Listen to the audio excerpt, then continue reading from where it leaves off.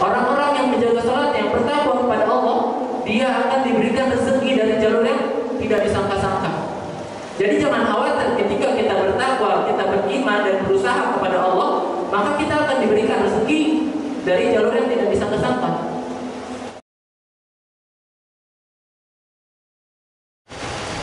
Alhamdulillah, nahmaduhu wa nasta'inuhu wa nastaghfiruh wa na'udzu billahi min shururi anfusina wa min sayyiati a'malina.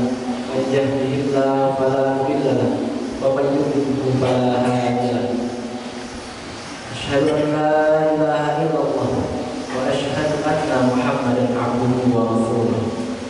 Allahumma shalli ala sayyidina Muhammad wa ala ali sayyidina Muhammad kama shallaita ala sayyidina Ibrahim wa ala ali sayyidina Ibrahim wa barik ala sayyidina Muhammad wa ala ali sayyidina Muhammad kama barakta ala sayyidina Ibrahim wa ala ali sayyidina Ibrahim fil alamin innaka Hamidum Majid. Alhamdulillah, puji syukur kepada Allah Subhanahu wa taala yang telah memberikan banyak nikmat kepada kita semua, khususnya nikmat hidayah kepada kita semua, nikmat iman kepada kita semua, untuk berkumpul menjalankan sholat Jumat berjamaah di masjid, sebagaimana Rasulullah SAW bersabda, "Man yuridillahu bihi khairan yufaqihu fid-din." Yang artinya, barang siapa yang diinginkan baik oleh Allah Subhanahu wa taala. Di sini maknanya adalah diinginkan baik oleh Allah Subhanahu wa taala. Jika yang menginginkan baik, jika di mata Allah yang dinyatakan baik, maka akan dinyatakan baik juga oleh alam semesta. Apabila di mata manusia dinyatakan baik, belum tentu di segala daerah kita dikatakan baik oleh seluruh manusia di muka bumi ini. Oleh karena itu kita patut bersyukur kepada Allah Subhanahu wa taala yang telah memberikan kita hidayah iman kepada kita semua untuk ikut salat Jumat dan mendengarkan khutbah Jumat pada siang hari ini. Insyaallah pada siang hari ini khatib akan menyampaikan khutbah mengenai 5 keutamaan yang akan Allah berikan kepada hamba-hambanya yang menjaga sholatnya. Tentunya sholat merupakan kewajiban bagi setiap muslim. Semua orang muslim, semua orang yang telah bersyahadat diwajibkan oleh Allah Subhanahu wa taala untuk menjaga sholatnya. Akan tetapi ada di antara hamba-hamba Allah Subhanahu wa taala yang melanggar, yang tidak menjalankan sholat 5 waktu tersebut. Oleh karena itu, di samping Allah mewajibkan untuk menjaga sholat 5 waktu, Allah juga memberikan 5 keutamaan, memberikan keutamaan-keutamaan yang akan diberikan ke hamba-hambanya yang menjaga sholatnya. Sebagaimana kita ketahui bahwasanya muslim yang berarti adalah berserah diri kepada Allah Subhanahu wa taala, bermakna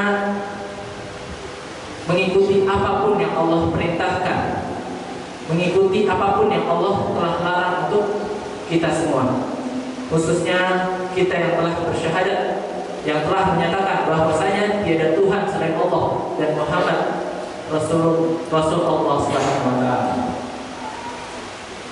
Kembali lagi kepada tema, yaitu 5 keutamaan yang akan Allah berikan, yang Allah janjikan kepada orang-orang yang menjaga sholatnya. Keutamaan yang pertama yang Allah janjikan ialah baiknya akhlaknya. Orang-orang yang menjaga sholatnya dan menjalankan sholatnya dengan benar sesuai dengan apa yang telah Rasulullah SAW ajarkan di dalam sunnahnya, maka ia dijamin oleh Allah Subhanahu wa taala memiliki akhlak yang baik. Sebagaimana firman Allah Subhanahu wa taala di dalam surat Al-Ankabut, "Innas salata tanha 'anil fahsya'i wal munkar." Sungguhnya salat itu menjauhkan seseorang itu dari fahsya wal munkar. Apa itu fahsya dan apa itu munkar? Setiap keburukan yang dilakukan oleh manusia sumbernya hanya ada 2 sebab, yaitu fahsya dan munkar. Yang pertama ialah fahsya. Fahsya merupakan keburukan-keburukan, dosa-dosa yang dilakukan manusia dari nafsu syahwat. Setiap yang dikerjakan manusia yang berhubungan dengan syahwat, maka itu dikatakan adalah fahsya. Apabila ada seorang muslim yang terlihat dia menjaga sholat 5 waktunya, akan tetapi masih melakukan perbuatan-perbuatan fahsya, berarti di dalam sholatnya, di dalam runtutan mulai dari berwudu dan sampai dengan dia selesai sholat, masih ada yang kurang tepat. Oleh karena itu kita semua dianjurkan untuk senantiasa memperbaiki sholat kita, menyempurnakan sholat kita, agar kita bisa mendapatkan keutamaan-keutamaan yang telah Allah janjikan. Kemudian apa saja yang termasuk ke dalam fahsya tersebut? Contohnya ialah menjaga mata dari hal-hal yang dilarang oleh Allah Subhanahu wa taala untuk kita lihat. Melihat pornografi, kemudian perbuatan-perbuatan gay dan lain sebagainya, itu merupakan perbuatan fahsya.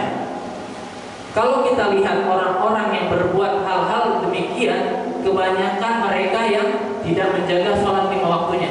Mereka yang tidak bisa menjaga sholatnya, atau mungkin mereka menjaga sholatnya hanya untuk menjalankan kewajibannya saja sebagai muslim, tidak dengan sepenuh hati, tidak sesuai dengan apa yang telah Rasulullah SAW ajarkan dan contohkan. Kemudian yang kedua ialah tadi mungkar. Mungkar merupakan keburukan-keburukan yang dilakukan oleh manusia yang berhubungan dengan nafsu perut dan akal, yaitu adalah seperti iri, dengki, korupsi dan lain sebagainya. Itu merupakan perbuatan mungkar. Apabila ada seorang pejabat yang kita lihat di televisi, dia adalah seorang muslim, dia menjalankan sholat 5 waktunya, menjaga sholatnya, tetapi masih berani melakukan korupsi, berarti ada yang salah dari sholatnya tersebut.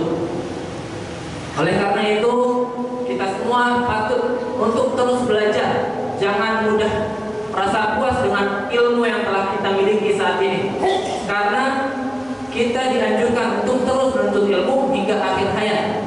Apalagi ini berhubungan dengan sholat. Kita sangat sulit untuk menyempurnakan sholat apabila kita tidak memiliki ilmu tentang fikih sholat. Oleh karena itu kita wajib dianjurkan untuk terus belajar mengenai agama kita sendiri. Kemudian yang kedua yang Allah janjikan kepada kita, ya, dijanjikan memiliki jiwa yang tenang, memiliki ketenangan di dalam jiwa kita, tidak merasa gelisah, tidak merasa khawatir dan lain sebagainya. Sebagaimana firman Allah Subhanahu wa taala, "Ala bidzikrillah tatma'innul qulub," di dalam surat Ar-Ra'd. Tentunya setiap manusia yang hidup di muka bumi ini menginginkan memiliki ketenangan di dalam jiwanya. Bahkan orang kaya sekalipun dia menginginkan ketenangan jiwa. Apabila dia memiliki harta yang banyak tetapi jiwanya tidak tenang, bisa jadi dia akan bunuh diri, dia akan stres. Oleh karena itu, ketenangan jiwa merupakan hal yang sangat penting untuk kita semua yang masih hidup. Tentunya kita semua menginginkan ketenangan, baik yang memiliki kekurangan harta maupun yang berlebihan harta pun menginginkan yang namanya ketenangan jiwa. Oleh karena itu, Allah menganjurkan, Allah mengatakan, barang siapa yang menginginkan ketenangan jiwa, maka ingatlah aku. Kata di situ, ala bidzikrillah tatma'innul qulub. Di situ menggunakan kata zikir. Kenapa menggunakan zikir? Kenapa tidak menggunakan kata sholat? Karena sholat merupakan termasuk ke dalam zikir juga. Karena setiap zikir itu ada banyak bentuknya, mulai dari tahmid, tahlil, takbir, baca Quran termasuk juga ke dalam zikir. Kemudian sholat juga termasuk ke dalam bentuk zikir.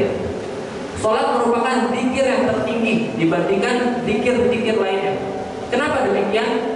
Karena sholat, di dalam sholat kita semua pasti mengucapkan yang namanya tahmid, tahlil, takbir, tasbih, syahadat dan lain sebagainya ada di dalam sholat. Bahkan membaca Al-Quran pun wajib di dalam sholat. Oleh karena itu, sholat merupakan zikir yang tertinggi, zikir kita kepada Allah Subhanahu wa taala yang tertinggi. Cara kita mengingat Allah yang tertinggi adalah dengan sholat. Oleh karena itu di dalam Quran tadi Allah mengatakan ala bidzikrillah tatma'innul qulub. Hanya dengan mengingatku, dengan sholat kepadaku, maka aku akan memberikan ketenangan ke dalam jiwa kita.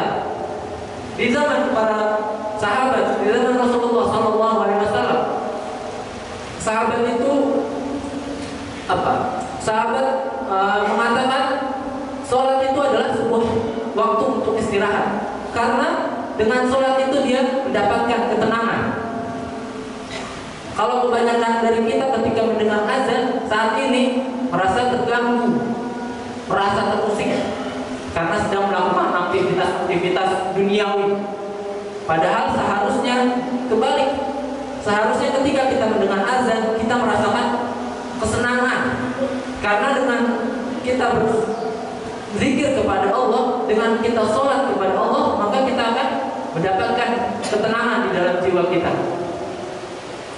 Kemudian yang ketiga yang Allah janjikan kepada kita ketika kita menjaga sholat lima waktu ialah kemudahan di dalam kehidupan kita.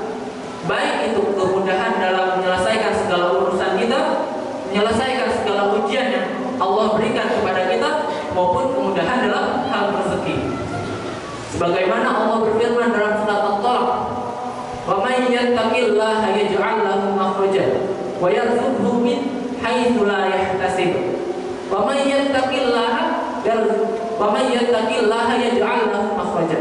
Dan barang siapa yang bertakwa kepada Allah Subhanahu wa taala, akan Allah keluarkan dia dari masalahnya. Kalau kita terus menjaga sholat kita dekat dengan Allah, masalah yang belum datang pun Allah akan sediakan langsung jalan keluarnya. Akan Allah sediakan banyak jalan-jalan untuk keluar dari masalah kita. Padahal ini masalahnya belum datang. Apalagi yang masalah saat kita hadapi, otomatis kita bisa langsung keluar dari masalah tersebut. Kebanyakan dari kita dekat dengan Allah, ingat dengan Allah hanya ketika butuh doang. Tapi ketika dikasih nikmat oleh Allah Subhanahu wa taala, kita jauh dari Allah. Seharusnya kita setiap saat, ketika senang, ketika sedih, ketika apapun diri kita harus terus dekat dengan Allah Subhanahu wa taala. Terus ingat dengan Allah Subhanahu wa taala. Terus menjaga sholat kita agar kita dimudahkan selalu dalam segala urusan kita. Dimudahkan selalu dalam menyelesaikan urusan-urusan kita, menyelesaikan masalah-masalah yang diberikan oleh Allah Subhanahu wa taala untuk memuji hambanya. Kemudian di lanjutan ayat tersebut, wa yarzuqhu min haitsu la yahtasib. Orang-orang yang menjaga salat, yang bertakwa kepada Allah, dia akan diberikan rezeki dari jalur yang tidak disangka-sangka. Jadi jangan khawatir ketika kita bertakwa, kita beriman dan berusaha kepada Allah, maka kita akan diberikan rezeki dari jalur yang tidak disangka-sangka. Ya, mudah-mudahan kita bisa terus menjaga sholat kita, bukan hanya untuk menginginkan kemudahan saja, tapi untuk lebih dekat dengan Allah Subhanahu wa taala. Dengan kita dekat dengan Allah, otomatis insya Allah kita juga akan bisa masuk ke dalam surga dengan mudah oleh Allah Subhanahu wa taala. Kemudian keutamaan yang keempat yang dijanjikan oleh Allah Subhanahu wa taala adalah dipercepatnya doa kita. Pengabulan doa kita akan dipercepat oleh Allah Subhanahu wa taala. Karena beda ketika kita berdoa di dalam salat dengan di luar salat. Di dalam salat dengan dalam keadaan biasa saja, pengabulan doanya itu beda kecepatannya. Jika kita berdoa di dalam salat, maka kecepatannya naik 2 kali lipat dibandingkan di luar salat. Sebagaimana firman Allah Subhanahu wa taala di dalam surat Al-Imran, "Hunalika da'a Zakariya rabbah, qala rabbi hab li min ladunka dzurriyyatan thayyibah, innaka sami'ud du'a." Fanadatul malaikatu wa huwa qa'imun yusalli bil mihrab. Di situ diceritakan bahwasanya Nabi Zakaria sedang berdoa kepada Allah Subhanahu wa taala di dalam salatnya. Ia meminta seorang anak yang telah lama ia tunggu-tunggu, yang telah lama Nabi Zakaria tunggu-tunggu sampai puluhan tahun. Pada saat itu Nabi Zakaria sedang melakukan sholat di mihrabnya, sedang berdiri. Kemudian malaikat datang dan menyampaikan kepada Allah Subhanahu wa taala, memberikan kabar kepada Nabi Zakaria bahwasanya Allah telah mengabulkan apa yang ia minta. Di dalam hadis qudsi juga Allah mengatakan bahwasanya barang siapa di antara hamba-Ku melakukan salat, ia berdiri dan mengucapkan iyyaka na'budu wa iyyaka nasta'in, di situ adalah perjanjianku dengan hamba-Ku. Apabila salatnya benar, maka apapun yang ia minta akan Aku kabulkan, kata Allah di dalam hadis qudsi. Jadi belum selesai sholat, baru memulai sholat, kita udah bisa mendapat pengabulan doa dari Allah Subhanahu wa taala apabila sholat kita benar. Dengan catatan sholat kita benar. Oleh karena itu kita harus terus menyempurnakan sholat kita agar mengikuti apa yang telah Rasulullah SAW ajarkan. Kemudian keutamaan yang kelima yang Allah janjikan kepada kita adalah sebagaimana dalam surah Al-Mu'minun, qad aflahal mu'minun. Dan sesungguhnya orang-orang mukmin itu termasuk kepada orang-orang yang beruntung. Kita termasuk ke dalam orang-orang yang beruntung versi Allah Subhanahu wa taala. Siapa orang-orang mukmin itu? Kita coba balik lagi flashback ke surah Al-Baqarah ayat 2. Alladzina yu'minuna bil ghaibi wa yuqimunas shalah. Di situ Allah menyebutkan orang-orang mukmin itu adalah orang-orang yang percaya, yakin kepada hal-hal yang gaib, yaitu Allah, malaikat dan seterusnya. Kemudian juga sholat, menjaga sholatnya. Siapa di sini yang mau termasuk ke dalam orang-orang yang beruntung versinya Allah Subhanahu wa taala? Otomatis kalau misalnya kita masuk ke dalam orang-orang yang beruntung versi Allah, maka dia akan mendapatkan kebaikan di dunia maupun di akhiratnya. Di dunianya kita bahagia, bahkan di akhirat juga kita mendapatkan kebahagiaan oleh Allah Subhanahu wa taala. Kita mendapatkan surganya Allah Subhanahu wa taala. Mudah-mudahan kita semua bisa diistiqomahkan oleh Allah Subhanahu wa taala, senantiasa diberikan petunjuk oleh Allah Subhanahu wa taala untuk terus istiqomah di jalannya Allah Subhanahu wa taala. Sebagaimana di dalam surah Al-Ankabut juga di ayat terakhirnya Allah berfirman, walladzina jahadu fina lanahdiyannahum subulana wa innallaha lama'al muhsinin. Dan barang siapa yang bermujahadah di jalanku, akan kami beri petunjuk, akan kami beri pintu-pintu, banyak pintu untuk bisa terus berada di jalannya Allah Subhanahu wa taala. Oleh karena itu kita terus bermujahadah, terus berusaha untuk bisa istiqomah di jalannya Allah Subhanahu wa taala. Karena hidayah itu bukan ditunggu, akan tetapi harus kita jemput. Tidak bisa kita menunggu hidayah, tapi kita harus menjemput hidayah itu. Barakallahu li wa lakum fil Qur'anil azim wa nafa'ni wa iyyakum bima fihi minal ayati wa dzikril hakim. Taqabbal minni wa minkum tilawatahu innahu huwal ghafurur rahim.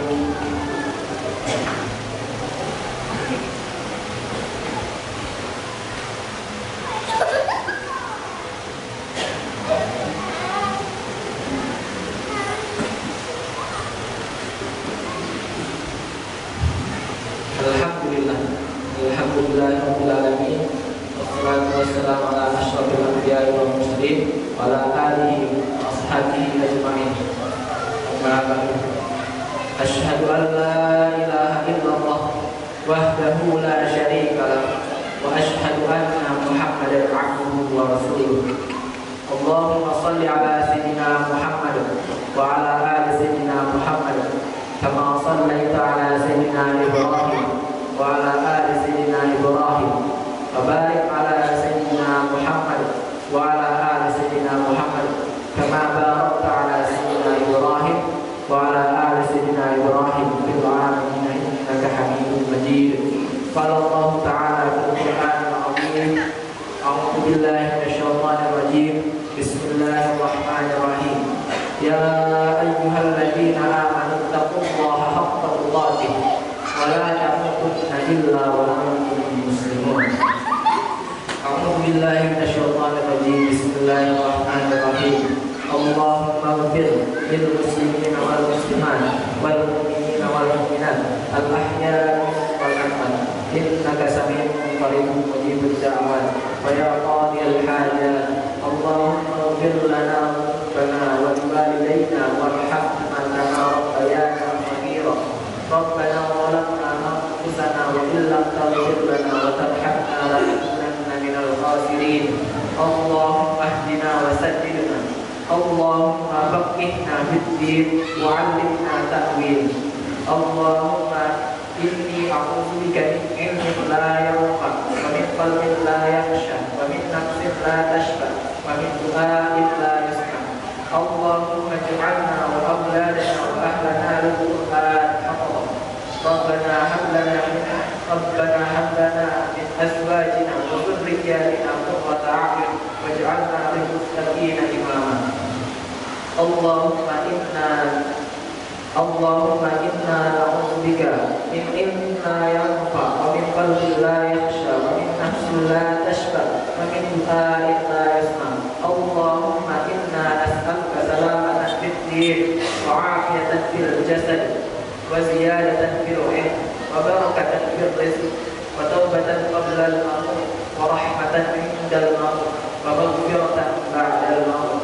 Allahumma hawwin 'alaina fi sakaratil maut wan najata minan nar wal 'afwa 'inda al-hisab. Rabbana atina fid dunya hasanah wa fil akhirati hasanah wa qina 'adzaban nar. Ibadallah, innallaha ya'muru bil adli wal ihsan wa ita'i dzil qurba wa yanha 'anil fahsya'i wal munkari wal baghi ya'idhukum la'allakum tadhakkarun. Fas'aluhu min fadlihi yu'tikum wa la dzikrullahi akbar. Aqimis shalah.